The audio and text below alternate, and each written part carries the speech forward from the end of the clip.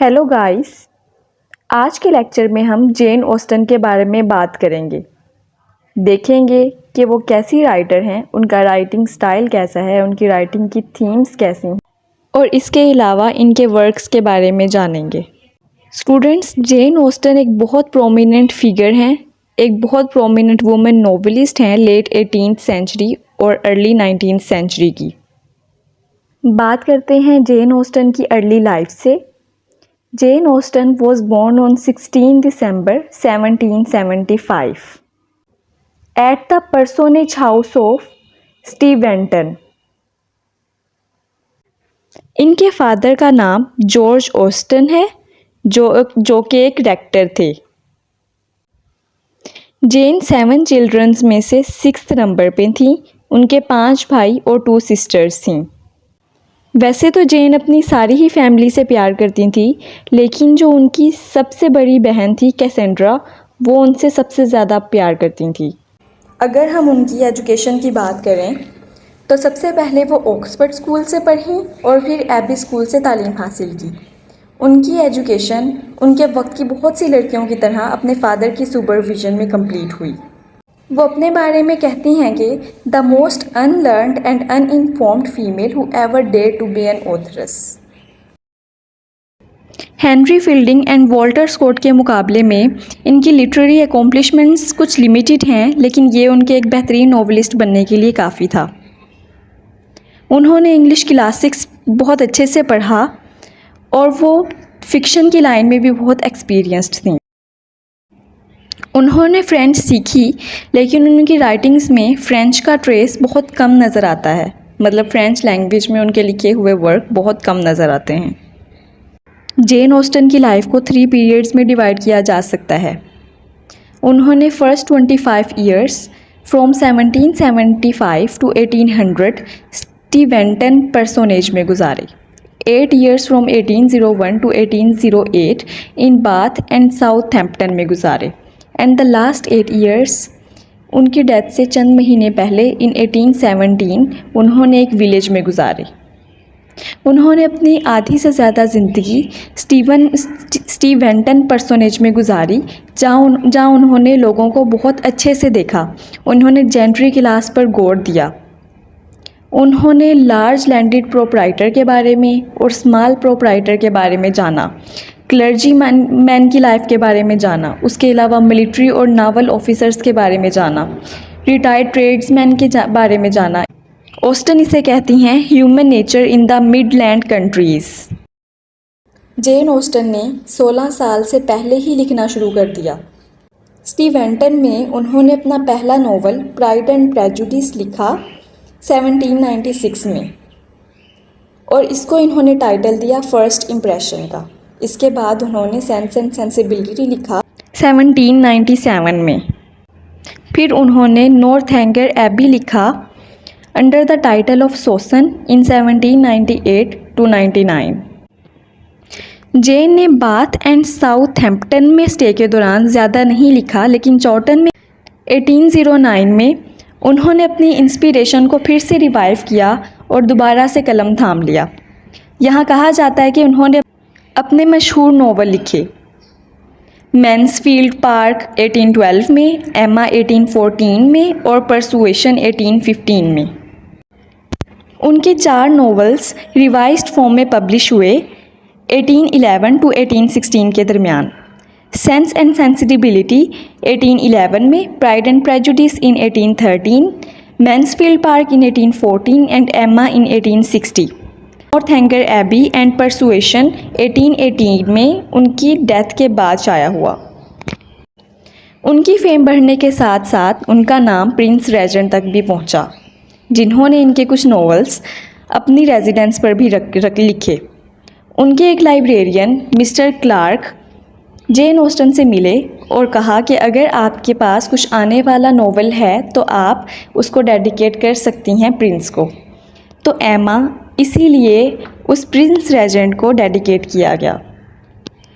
Persuasion को complete करते ही जेन की हेल्थ ख़राब हो गई और वो 18 जुलाई 1817 में चल बसी। जेन ऑस्टन अपने यूनिक राइटिंग स्टाइल के बारे में भी जानी जाती हैं। हम इनकी राइटिंग स्टाइल के कुछ एलिमेंट्स के बारे में जानते हैं। ऑस्टन अपने नॉवेल्स में सेटायर का एलिमेंट इस्तेमाल करती थी, उस वक्त के सोशल नॉर्म्स और कन्वेंशंस ऑफ टाइम को ह्यूमरसली क्रिटिसाइज़ करने के लिए। ये सेटायर उनकी राइटिंग को मज़ीद थॉट प्रोवोकिंग बनाता था और मोस्ट अट्रैक्टिव बनाता था लोगों के पढ़ने के लिए। Free direct speech. ऑस्टन अपने नॉवेल्स में नरेटिव टेक्निक भी इस्तेमाल करती थी। थर्ड पर्सन्स पर्सपेक्टिव से रीडर इंतहाई आसानी से करैक्टर की फीलिंग्स और थॉट्स का पता लगा सकता था। मतलब नरेटिव टेक्निक आसानी से रीडर्स को करैक्टर के बारे में ज़्यादा इन्फॉर्मेशन दे सकती है। नेक्स्ट एलिमेंट है डायलॉग का। ऑस्टन के नॉवेल्स डायलॉग कन्वर्सेशन के बारे में ज़्यादा मशहूर हैं। किसी भी प्लॉट को रन करने के लिए करैक्टर्स के दरमियान डायलॉग और कन्वर्सेशन ज़रूरी होती है। ये डायलॉग के ज़रिए अपने करैक्टर्स की पर्सनैलिटी को रिवील करने की सलाहियत रखती हैं। लिमिटेड ओमनीसेंट नरेटर, मतलब ऑस्टन का मोस्टली फोकस दो करैक्टर्स की थॉट्स पर होता है। ये रीडर्स को मदद देती है कि वो दो करैक्टर्स से ही इंटीमेटली कनेक्ट कर सकें, मतलब उनके थॉट्स के बारे में अच्छे से जान सकें और उनके अराउंड की सोसाइटी को इजीली समझ सकें। ऑस्टन अपना ज़्यादातर फोकस उस वक्त की इन्वायरमेंट को पोर्ट्रे करने में देती थी।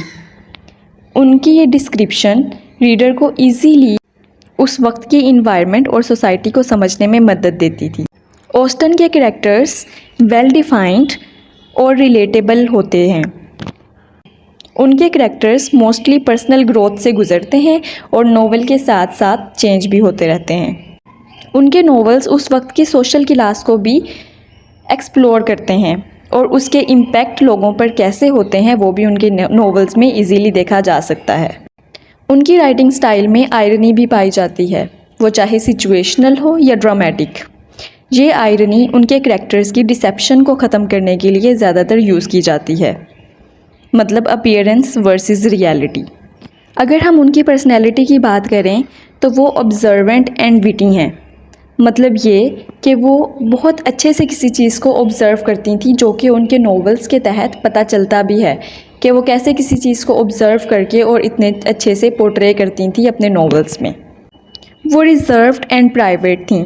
ये इस बात से पता चलता है कि उन्हें लाइमलाइट में रहने का कोई शौक़ नहीं था। वो एक खामोश और क्वाइट ज़िंदगी गुजारने को ज़्यादा तरजीह देती थी। वो एक इंटेलिजेंट पर्सनैलिटी थी। उनके नॉवेल्स में हमें ह्यूमन नेचर और लिटरेचर की गहरी फ़िलोसफीज़ देखने को मिलती हैं। जेन ऑस्टन एक फैमिली ओरिएंटेड पर्सनैलिटी थी। उनके लेटर्स को पढ़कर हमें पता चलता है कि वो अपनी फैमिली से किस कदर क्लोज थीं। जेन ऑस्टन क्रिएटिव और इमेजिनेटिव राइटर थीं। आज भी उन्होंने रीडर को अपनी क्रिएटिविटी की वजह से कैप्टिवेट किया हुआ है। जेन ऑस्टन सोशली अवेयर थीं। वो उनकी राइटिंग स्टाइल से अंदाज़ा लगाया जा सकता है कि कैसे उन्होंने अपनी राइटिंग्स में सोशल एरर्स का जिक्र किया और कैसे उन्होंने उस वक्त की वुमेन पे लगने वाली पाबंदियों के बारे में अपने नोवेल में पोर्ट्रे किया। वो एक नेचर लवर भी थीं। उन्होंने अपनी बहुत सी राइटिंग्स में नेचर को अप्रिशिएट किया। जेन ऑस्टन एक रियलिस्टिक राइटर थीं। उन्होंने कभी भी इमोशन को अपनी नॉवेल्स में हावी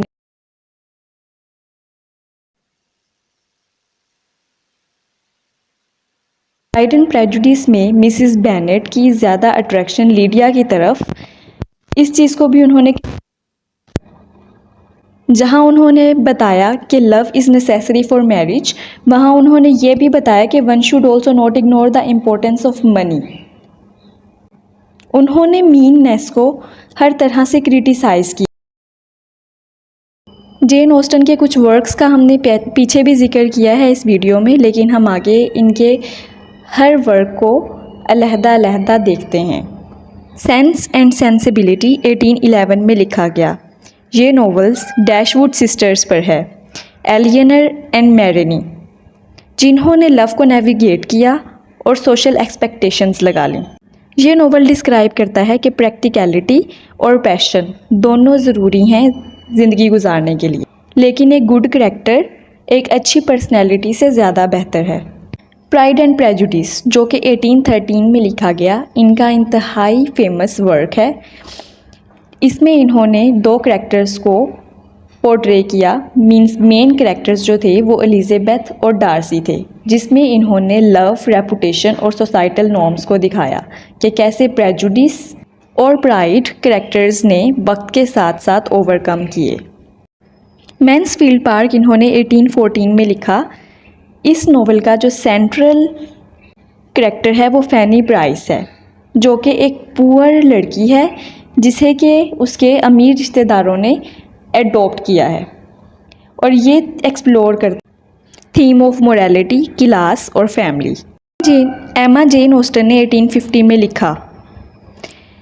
इन्होंने जो करैक्टर एमा अपने नोवेल में पोर्ट्रे किया वो करैक्टर खूबसूरत है, वेल्दी है, जिसे अपनी ज़िंदगी कंफर्टेबली गुजारने के लिए किसी हस्बैंड की ज़रूरत नहीं है। इसमें फोकस प्राइड पे रखा गया है और इसका मोरल लेसन है be curious, that you must be curious and open to change. Northanger Abbey 1817 में लिखा गया। ये सटायर है गोथिक नॉवेल्स पे, जिसका मेन कैरेक्टर है कैथरीन मोरलैंड, जो कि लव और एडवेंचर के गिर्द हमें नज़र आती हैं अपने नोवेल में। नेक्स्ट नोवेल है परसुएशन, जो कि 1817 में पब्लिश हुआ। ये नोवेल एक स्टोरी है Anne Elliot and Captain Frederick की, जिनका लव जो है रिकिंडल्ड हुआ बहुत सालों के बाद, और ये सेकंड चांसेस और सोसाइटल प्रेशर्स के थीम को प्रोमोट करते हैं। उसके अलावा इनका नोवेल है लेडी सुजन, जो कि 1719 में पब्लिश हुआ, जिसमें एक कनिंग विडो को पोर्ट्रे किया गया है। फ्रेंड्स, आज के लिए इतना ही। उम्मीद है कि आपको ये वीडियो इन्फॉर्मेटिव लगी होगी और आपने इससे बहुत कुछ सीखा होगा। नेक्स्ट वीडियो में हम बात करेंगे Jane Austen as a novelist. इसका लिंक मैं आपको डिस्क्रिप्शन में दे दूँगी। That's all for today. Stay connected and stay blessed.